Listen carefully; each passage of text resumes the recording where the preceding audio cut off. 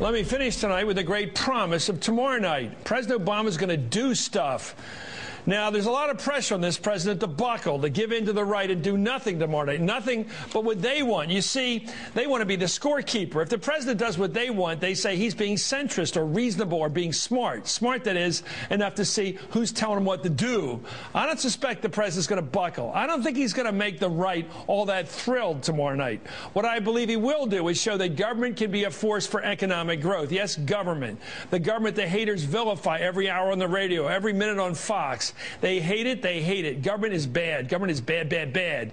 Well, the president will present a more nuanced view of reality and of American history. I must admit right up front, a prejudice. I know what he will say is right. He will push for education as a way to compete with the Chinese and every other country that's out there trying to beat us. I went to college on a National Defense Education Act loan. I borrowed $2,800 at 3% interest that got me to Holy Cross. Two of my brothers went to Holy Cross with Naval ROTC scholarships. My dad, also a Navy man, went to Drexel in Philadelphia in engineering on the GI Bill. It's the reason we all grew up the way we did. So I believe in educational investment by the federal government. I've lived it. I've seen the country grow because of it.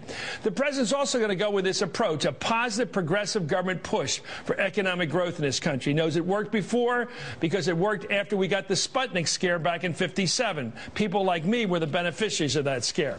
Research and development's another area he's going to push. So is infrastructure. Look at what the space program did for this country, what defense engineering did for this country. This kind of positive, progressive effort works. It got us to the moon. Got us to learn what we learned getting to the moon. The Eisenhower program got this country united by highways that weren't there before Eisenhower did what he did. I know I can make a hard prediction. There will be catcalls from the conservatives. Can't do it. Can't afford it. Need to save the money. Got to put it to tax cutting.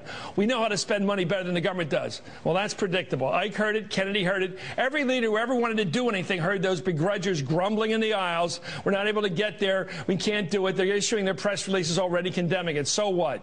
But let's get on with it. Bill Clinton wanted to do a lot of this when he was elected, but was warned about high interest rates. That's not our problem today. Our problem is a 9.4% unemployment rate. And we want that number to come down. An aggressive public and private investment effort is the way to get it there. Let's cheer the president tomorrow night. He's going to be a progressive, job-producing progressive. That's Hardball for now. Thanks for being with us. More politics ahead with Cenk Uygur.